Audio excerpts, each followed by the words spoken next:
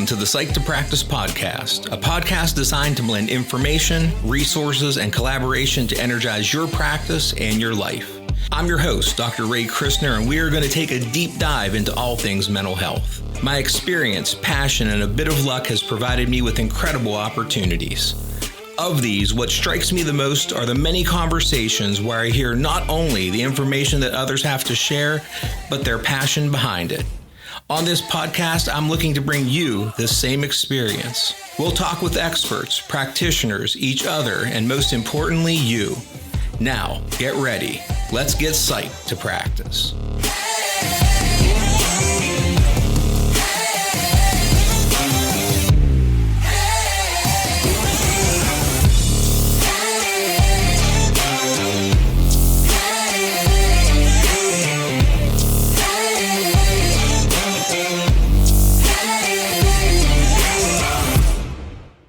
Hey everyone, welcome to the Psych to Practice podcast. I'm Ray Christner, and with me as always, Paul Wagner.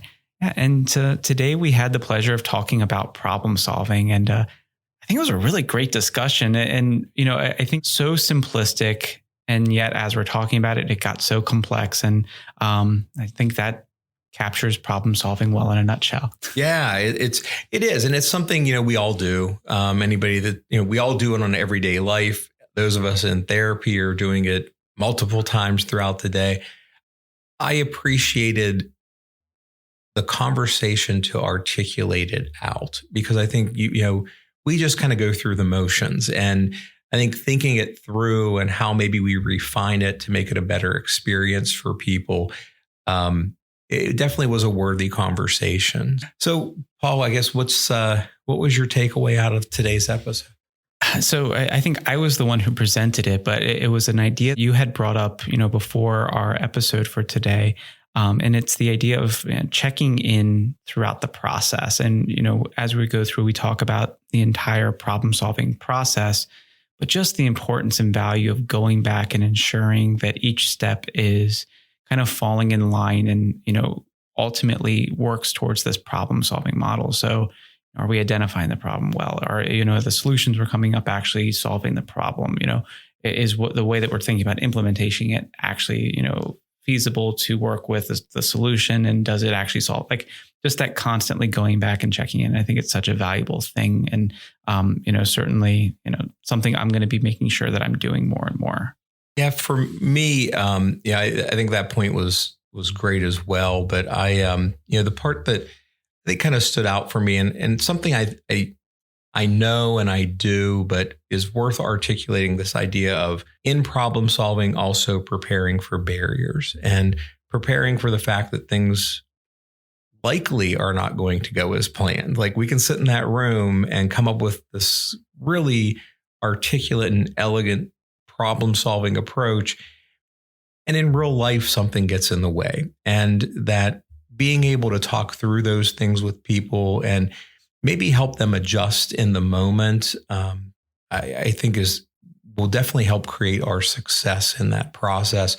So, just that idea of working through barriers and calling them out in the beginning, I think is absolutely a necessary approach.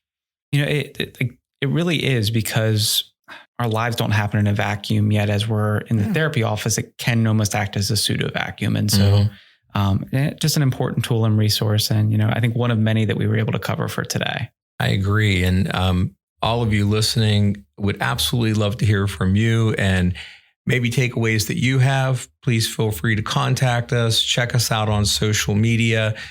Would love to hear any ideas that you have around problem solving. And with that, we hope you enjoy this practice in action episode. Problem solved.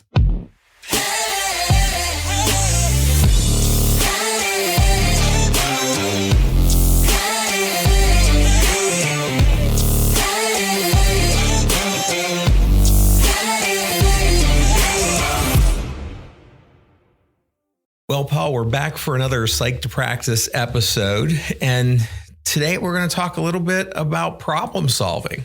Yeah, and, such a common idea. And we quite literally use it every day of our lives and probably just about every aspect of our lives. But I don't know that we really stop to think about problem solving, at least not necessarily in a therapeutic way all that often, especially when we have different interventions or different kind of therapeutic modalities that we're following, but all of them are just in some ways different approaches to problem solving. But I think at its core, it's still valuable to really sit down and talk about, like, as clinicians, how do we problem solve? So that's why we're here today. Yeah. I mean, and it's something that, throughout every, I guess, patient interaction, we're making choices of how we're going to address a problem. And, I think, you and I've kind of talked about this idea that, really we can kind of break down this idea in therapy into 3 areas, right? We're going to people are going to stay status quo where they're at. Don't recommend that one usually. Don't recommend that one, but it is an option. Yeah. Maybe it's that we just have to accept what's happening in our life and figure a way to maybe move forward from that. Then our other is problem solving. How do we solve it? And so, I think it's interesting that, when we really kind of take kind of what we do in therapy and break it down, really it is maybe that simple, that there's these 3 categories, but problem solving is such a big part of it. Yeah, I think even, of those 3, I think there's a layer of problem solving and acceptance throughout all. And so the way I like to talk about it, especially with clients, is, what we can change, what we can influence, what we can, when we can exert our will, and, the outcome is different. That is something that can be problem solved. And the things that we can't, those are the things that are accepted. And even within, for choosing the focus of problem solving, or for choosing the focus of acceptance, I think there's still even these like smaller layers of problem solving and acceptance that are throughout. So, certainly I think acceptance is probably a topic for down the pipeline, but right. Today problem solving gets the limelight. It does. And I think maybe let's talk a little bit before we kind of talk about what problem solving is. Like, in what ways do you see problem solving as maybe being beneficial in therapy? Like, when is it helpful for people?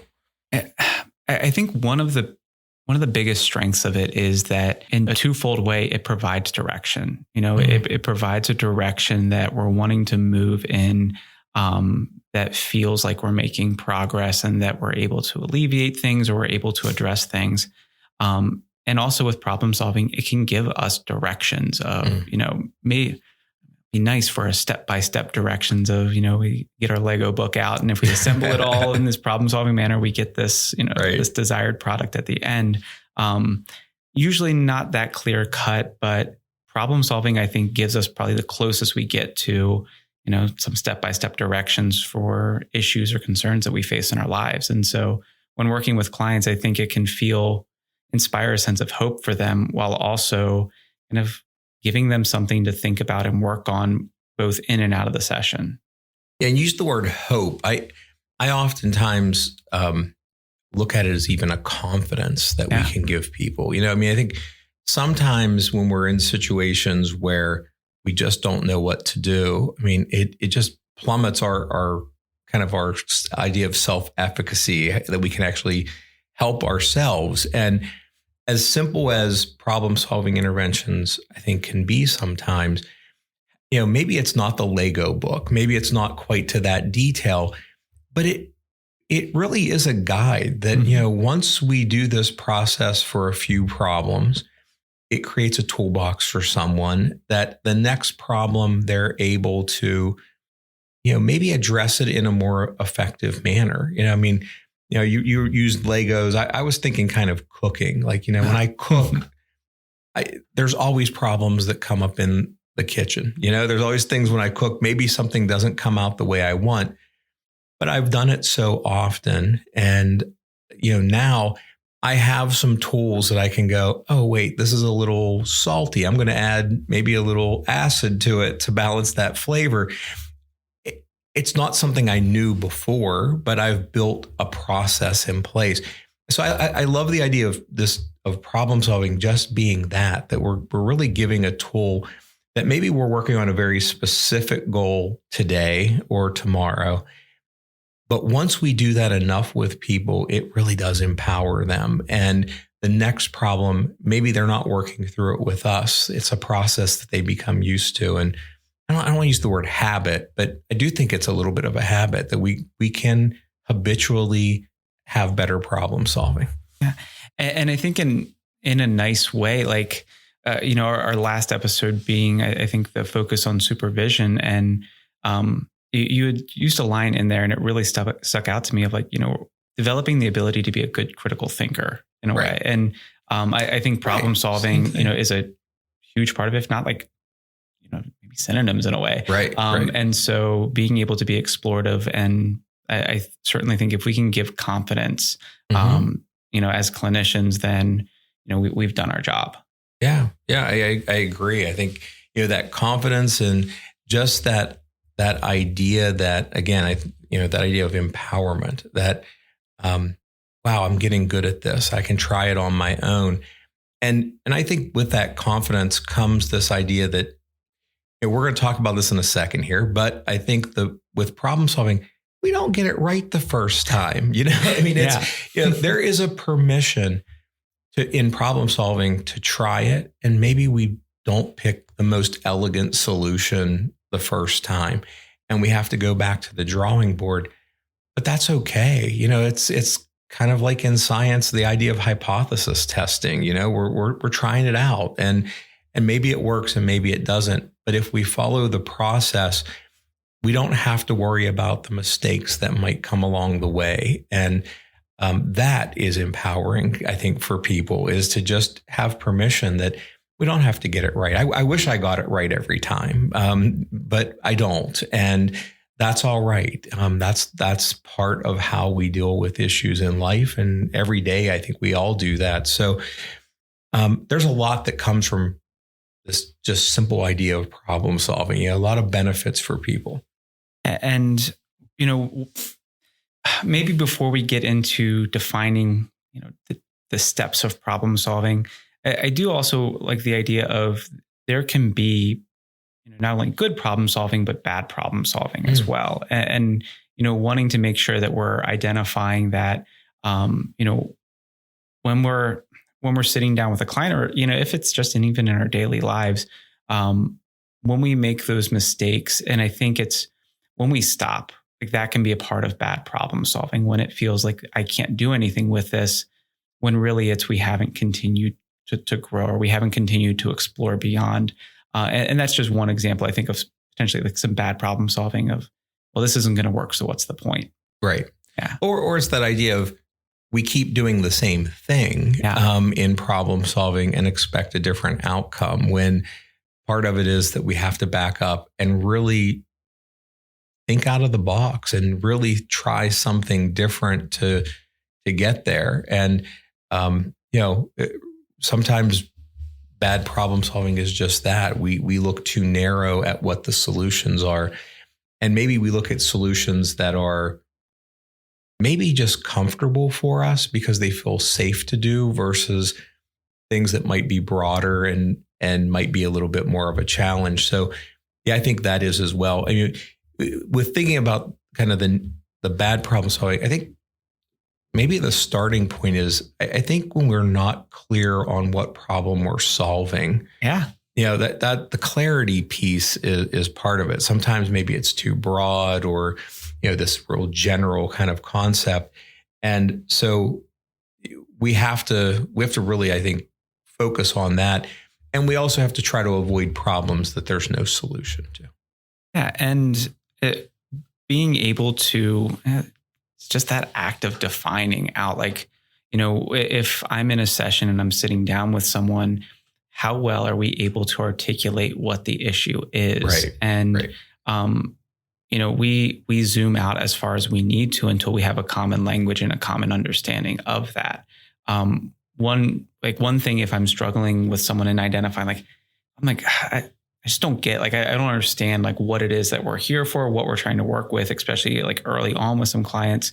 I like the idea of connecting with, let's talk about emotions then. I have this, kind of document that I use for us to help specify, what emotions am I feeling and how can I define out these emotions, and talking about how emotions can be a bit of a universal language. So, I haven't experienced your experience of anger and frustration in that situation, but I do know what anger and frustration is. And in hearing that situation, I can apply that. So I think it certainly takes that level of understanding and a well-defined problem. If someone walks in and they say, this is exactly the issue, and they're right, that's phenomenal. They've already gotten the first step done. But I think so often it can be I'm coming in and I'm upset with something, but that's not really the thing that's creating the problem in my life.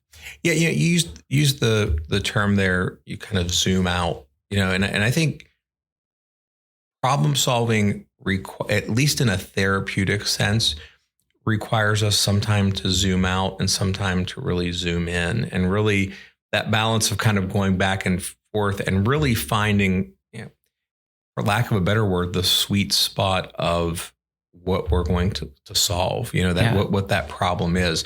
And sometimes I think people come in and it's way too narrow, and then there's not a lot of generalizability to problem solving. And, other times it's so broad that somebody comes in and, wants to solve the meaning of life. And, we're not going there either. It's way too big for a problem solving intervention. So, I love that idea of zooming in and zooming out and really helping narrow it to find what the right piece is for that person.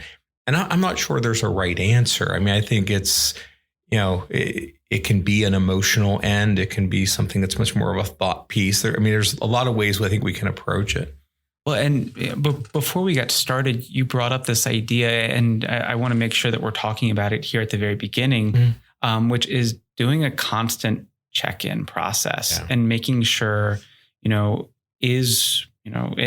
this first step, is this actually the problem? And, once we've landed on it, let's go back and check in, let's make sure, if we're saying that, hey, I'm unhappy with my job, or, finances are too tight, and that's the cause of my problem. And if we're like, okay, yep, I can see that makes sense. Let's go back and check in anyway and make sure. So, how do we know this? And I think that starts to then help us generate some of that, the next step, which is exploring solutions. And certainly you were talking earlier about not just the solutions that we're comfortable with, or that, feel common or feel easy, or, even feel like they would be the right solution, but, let's explore alternative solutions. Let's really kind of get creative with it, a creative problem solving. Right. And, so, we can just, take in this vast understanding. So if it's, if we are identifying the problem as, finances are too tight, I'm not making enough money. So, I need a job that pays more. Okay, well, is that necessarily, if that's the solution we're landing on, what happens if you get a job that pays more? And, let's check in again and see, does that address the problem? And what are the other solutions that are out there, and not just kind of narrowing ourselves down? Yeah. And I hear there's all the different kind of terms people throw out there, but, I think of this generating alternatives or generating solutions. It really is a good brainstorming process. And, I think I've learned less in therapy about that, and more when I've been at things like PTO meetings, and we're just brainstorming ideas, everyday life things where we're just throwing out ideas. We don't know if they're good ideas or bad ideas. We're not judging them at the moment. And when I do problem solving with patients, that's kind of where we start. I'm like, let's not make a judgment on if they're good or bad solutions. Let's just come up with everything, and I'll oftentimes, and use an example where I'll say, if you're in a situation and you're outside somebody's house and you tripped on their sidewalk and you're angry and you want to address it with them, one of your options is picking up a rock and throwing it in through their window. Good way of getting attention, maybe. Yeah, it's a good way of getting attention. It's probably not the right solution, but at this point in the game, we can put that on the list. We can say this is an option. Now, we're probably going to rule that one out, but I want people not to inhibit in their creating solutions, because I do think that's a lot of times where problem solving goes wrong. We do what's comfortable. We think solutions that we think are right. If we judge too early, we might miss a really good option. You gave the example of somebody who needs to make more money. or wants to make more money. So their solution is, I want to get a better job. It's much more uncomfortable to say, okay, maybe I'm not going to eat out during the week. Like, I don't want to hear that. That's not what I want to say in the moment, but it is a solution that we need to throw on the table. And the more we do that, the more we're going to be refined in coming up with good solutions when we start evaluating them later. And it's more to pick from. And, right. I think choice is always a really valuable thing. And, if you can say, okay, well, I just need to do deep breathing outside this person's house. All right, well, that didn't work. So then what's my next choice? Right. If there is none, then, versus, hey, if I know for myself and I'm exploring for myself that when I'm angry, I want some physicality. Right. But throwing that rock through the window probably isn't the greatest, but, maybe I have baseball practice later on that day. And I know that being able to, throw a fastball really helps me to express that. And how can I then channel that feeling, into that moment and letting that be the solution. So, let me really, make the catcher's hand hurt and sting after the, during practice. And is that my solution for when I'm angry in that moment? And maybe we're not exploring or thinking about that if we're throwing the rock off, at the person's window out of the equation.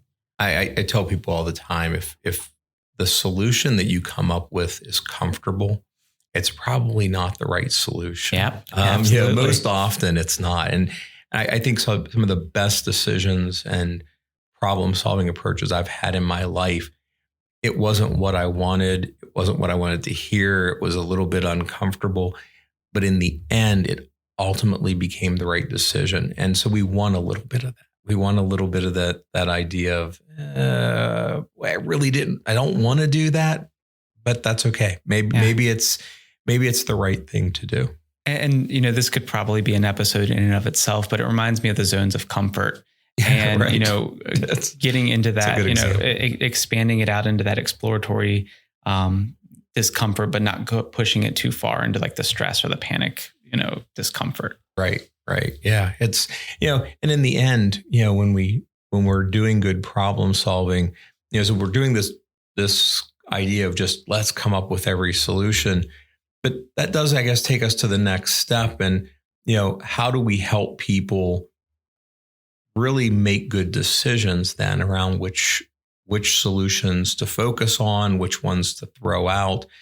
So oftentimes for me, and maybe you do this maybe a little different, Paul, but for me, I always say, okay, of this list, let's pick the 3 that you're the most comfortable with. Like, let's start with those, and we may pull those on the list. And then, okay, let's pick a couple that maybe you're not crazy about, but it might be worth us looking at the solution. And then let's pick one maybe that you're really uncomfortable with, but we don't want to take it off the table yet. So as we brainstorm, again, let's not go to comfort. Let's narrow them down. And then for me, I always like walking through and go, okay, let's talk about, let's say you do want to go and throw a baseball because you're angry. Let's talk about, what do you think that's going to be like? If we had to kind of make some assumptions of what that would be like and what the outcome would be, what would that be? And then start talking through all of them. So that's the kind of the process I take with people.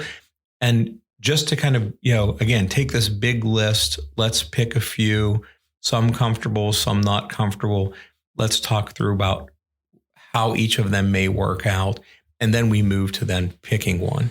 You do something similar, different? And I think I like to run through hypotheticals. And, this is, again, a bit of that check-in process of, does this solution that we've brainstormed actually solve the problem? Oh, and great making point. Sure that, we're circling it back to that. And then, even if we're doing a quick check-in of like, if this happens and if this problem is resolved, does this change things for me, or did we misidentify the problem? And so it's, again, like a constant check-in piece of, but being able to kind of taking a few and exploring and like, let's go from start to finish. If we're successful in this, and it has the desired outcome, how does your life look different? And if we find some that we're tending to gravitate towards it, and I think that's kind of our weeding out process, initially, I like to then start going into like, okay, so what's going to make it hard? Again, it's a different type of problem. We're problem solving. Right. What's going to make it hard to be successful in doing this? And then how can we have solutions or plans for that? So this nesting doll of problem solving, going back to the zooming in and zooming out, it's like, where are we at with it? But it's helping to strengthen those skills and it creating this almost fluidity with problem solving. So if it's, I think throwing the baseball would be helpful, but I only have practice on Wednesdays, so I don't really know how realistic it is. But I do have a field in the backyard and I have that, the thing that returns my throw back to me. So maybe I could go back and do that. So we're just kind of it generates more conversations and more problem solving. So I think we try to for me, that decision making piece is making sure the solutions that we're exploring are actually going to be solutions and not just steps that take us someplace to a different outcome that we weren't really expecting. Yeah, I think that's a great point. And, that idea of, just throughout that process, keep rolling back, and because you're right, we could come up with great solutions that solve the wrong problem. So let's not waste time later. Let's kind of do that now. And, I use that question often, maybe in a different sequence than you. So I'll go through, narrow them down. And then once we get to one or two, before we select which one we're actually going to maybe focus on, I'll say okay, let's look at this one. Does it solve the problem that we have at hand? And if it doesn't, then you're right. I think sometimes we have to go back and did we define the problem the right way? Is it getting us the outcome that we want? It seems like a lot of work when we say this out loud. I think it goes pretty quick in therapy. In the process, it's fast. But even if it does sound long, I think I'd rather put in an extra 10 minutes on this front end and do these check-ins and keep rolling back and have a better fluid process later than for somebody to walk out of the office and come back and go, well, that was a complete disaster. That didn't work. You mentioned about barriers. I do mine a little different. I actually wait till and now I'm kind of rethinking it after you're talking, but I wait till we get to the point of actually deciding which solution we are going to implement. And then my nesting doll comes open and I go, okay, let's talk about all the things that might go wrong with this. Let's talk about what's going to get in the way. What are some problems we might anticipate happening? I think I've mentioned this before. One of my favorite books in psychology is a book called Treatment Adherence. It's by Donald Meichenbaum. Great book, came out in 1987. It's a fairly old book at this point. Such a wonderful book. And part of the book about treatment adherence is there's a whole section that talks about if we identify barriers ahead of time while we're in session, don't let the barriers happen first. Let's identify possible barriers. We increase the chance of adherence to intervention implementation. So I use it with everything. I think it's critical in problem solving, though, because again, we're giving people that idea of, okay, let's say this does happen. What's another alternative? What else can you do? And we get through those. So we give them that greater toolbox. I do mine maybe a little different sequence, but get to the same place. Yeah.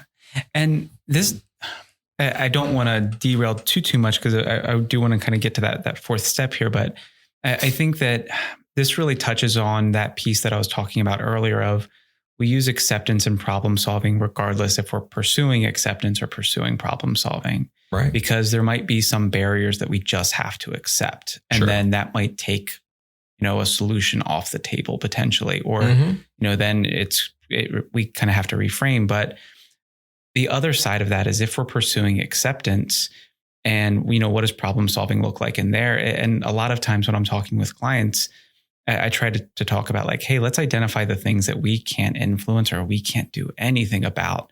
And once we're identifying those, let's not put our success in the hands of that. Let's redefine what success is. And so it might not be I resolved the conflict. It might be I reached out, and reaching out to me was success. They could blow up at me. They could respond, But for me, I'm successful because, I did this action. And so even though it doesn't change the circumstance, I'm having to accept that it doesn't change the circumstance.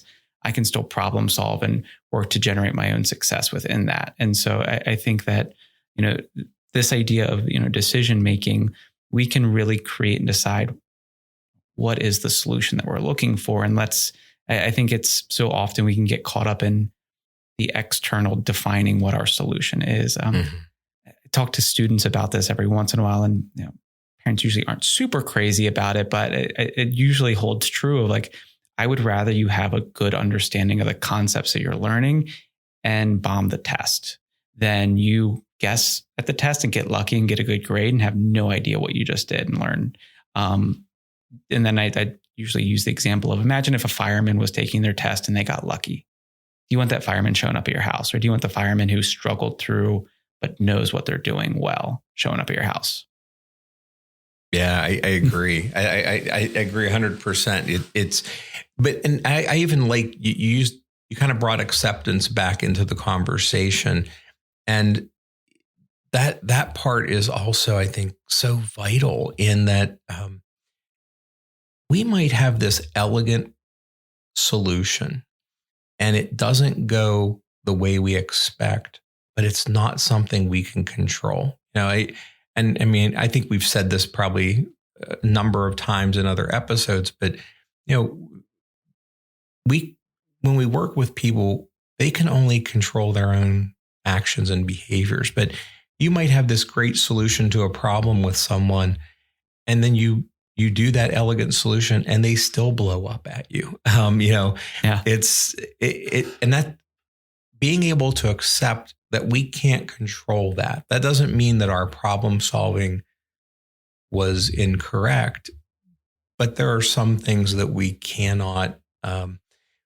influence no matter what we do. And I'm glad you brought it up, because I think that's something we always have to remind people, that it might not be their skill in solving problems. There's just some things that we can't control. And I think an important part, as we're talking about, generating solutions and decision making in that, is, if we can practice this idea of acceptance, and I do think it's probably worthwhile for us to take an episode and actually dive into acceptance. But agree. Being able to, and look at us problem solving here on the episode, but being able to practice that sense of like, when it doesn't go well, is it another opportunity for problem solving, or do we have to then really kind of practice like this, be a greater recognition of, is this out of my control?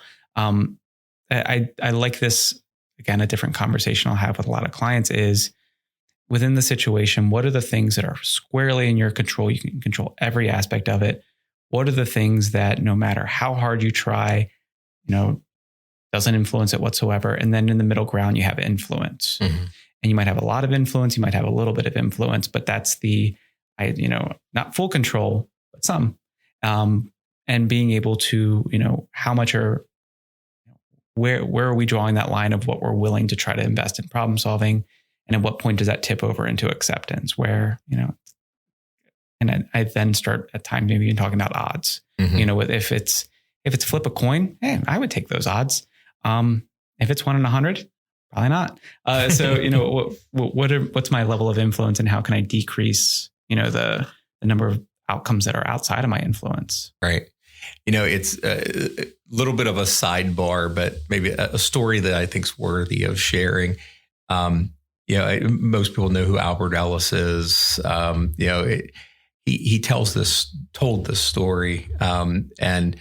It's when he was a young man, he was not successful in dating. And so he created this kind of strategy, which was, I'm just going to keep putting myself out there and kind of desensitize myself essentially to asking people out. And so he tells the story in regarding a different intervention, not problem solving. But where it ties together, he basically lived in New York, and he tells the story that he went to Central Park, and his goal was to ask 100 women if he could have their number so he could call them. And this is back in the 50s. And it's documented, I think, in some of his books. And all 100 women turned him down. He never got one phone number out of that experience. And at the end, he talks about how great of an experience it was because he realized that he could accept rejection and that it wasn't as big of a deal as it was. It wasn't the problem solving outcome he wanted. Like his goal was, I'm going to approach people and eventually the more I do this, my odds increase. And at the end, it didn't work, but it still had such a therapeutic value for him. And I always think it was a great story, in that, maybe our outcome's not what we really think it's going to be. And it sounds like he went back and renegotiated what the problem was. He did. Right. That's exactly it. That's exactly where my head was. He went back and went, all right, I'm okay with this. Like, I'm okay now. I'm comfortable. His outcome was great. He was comfortable. And, he tells the story eventually, of course, he meets somebody and all of that. But maybe sometimes we do have to renegotiate what we were expecting the outcome to be. Yeah. Well, and that kind of brings us into this fourth step here. And, we've been really kind of talking about it throughout this, but wanting to give a name to it, which is, it's when we really are implementing the solution and we're then verifying, the effectiveness. And again, it's that check-in process, like, right. Checking in throughout, but making sure that, what we're trying, and what we're doing, it's like we're aware of, what we're like. We don't want to do it almost on autopilot. We want it to be a very conscious choice and a conscious decision for, okay, I'm problem solving right now. I'm going to try this. I'm going to see how it goes. And I'm going to hope for a positive, experience and a positive, resolution to this. But I'm not going to hedge my bets and I'm not going to, right. It's not a guarantee. And so I need to be also accepting and willing. And I think that actually that's also a part of the conversation I have going back to that third step of what do we do if it doesn't work? And doing a little bit of, preparation work there. But, we have a plan for if it succeeds, we have a plan for it if it doesn't. And I think it can feel demoralizing at times if we're working with clients and we're talking about, so what happens when you do this and it doesn't work? Sometimes I like to preface it with, I hope this is a conversation that is a waste of your time. I hope that me talking about all the reasons why this might not work, this is a wasted, this, you can look back and say, wow, we just wasted like half an hour there. Right. But again, it's a good investment in that explorative it's a different nesting doll of problem solving. It is. And I think if we're not doing that, it's a mistake because everything's not going to work out the way we want. And that's part of that process and to not end it there. How many times I thought I've solved problems and it didn't work. And I went back to the drawing board and it's a continual process. And I use that with people. I'm like, this isn't problem solution. It's a problem solving process. Yes. That it's, there's not this just one target that we're going to hit. Maybe we'll get it right. We might get it right the first time, and that's a great celebration. And we might not, and we have to adjust and try one of those other solutions. But it has to be a conversation because I think a lot of times people put that work in, and this process can be hard for people in session. It's they're working really hard to kind of come up with solutions, and then when it doesn't go as planned, it's easy to perceive it as a failure. But it's just one step into how we get it right. It not going as planned is part of the plan. It's right. It is. It's, and I know it's kind of a cliche, but, I always say it's like, sometimes our failures in problem solving are better than our successes in problem solving. And at least from a learning standpoint, and I know there's, a million memes and things that you can find on the internet of, Einstein or somebody, it has a quote of how many failures they've had, or Edison, and he learned more from failing to make a light bulb to finally get the product, whatever it might be. But it is important to remind people of that. This process of problem solving, it's learning how to adapt. It's learning how to continue the process. Whether we get it right the first time or not, we're still going to get to the outcome. We're still going to proceed to get where we want to go. We just might have to take different routes. And as you were sharing, like the idea of the game of memory came up, and I thought about like how boring it would be if you got it right everything. What does that show? It shows that you're really lucky at guessing, and that's not a skill, right? And so the skill comes from failing and having a problem to then solve. Is, I got that wrong. What do I do next? So and when I was going through it in my head, it was making me think of my GPS, because I always say my GPS is the best problem solver that I'm aware of, because it always gets me where I want to go. But along the route, it may change me a few different times and say, hey, traffic's a little heavy. Do you want to take the alternate route? And you click that button and you take the alternate route. And then maybe there's a wreck and it tells you have to take another alternate route. And we were taking a trip just not too long ago, and it was just one of those trips where it was everything that could go wrong went wrong. But thank goodness for the problem solving skills of GPS. We got there 5 minutes later than our arrival time, and we took several detours, but we still had the outcome that we wanted. To me, that's problem solving. That's at its best. And going back to the idea of like, and maybe to share a personal story of that problem solving, like just got married, coming up on our 2-week anniversary now here soon. Congratulations. Thank you. And as we were leading up to the wedding, we would look at the forecast, and it was 40% chance of rain, 30% chance of rain. And then 2 days before, it was 80% chance of rain and thunderstorms all day. And we're like, and, earlier on, we thought, what if it rains?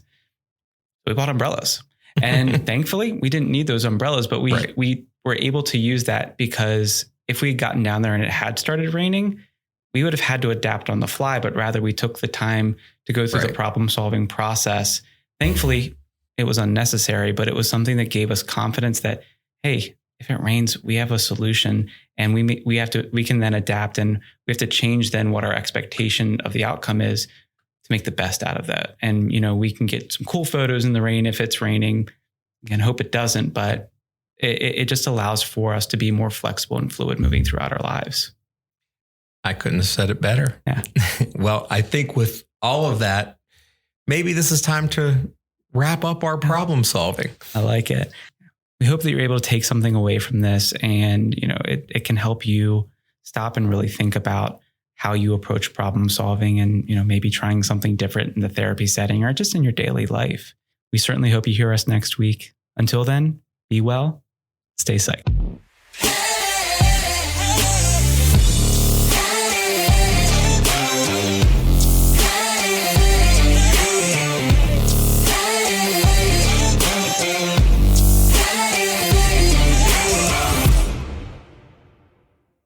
The information contained in this podcast and on the Psych to Practice website is intended for informational and educational purposes only. Nothing in this podcast or on the website is intended to be a substitute for professional, psychological, psychiatric, educational, or medical advice, diagnosis, or treatment. Please note that no professional patient relationship is formed here, and similarly, no supervisory or consultative relationship is formed between the host, guests, and listeners of this podcast. If you need the qualified advice of a mental health professional or practitioner, please contact services in your area.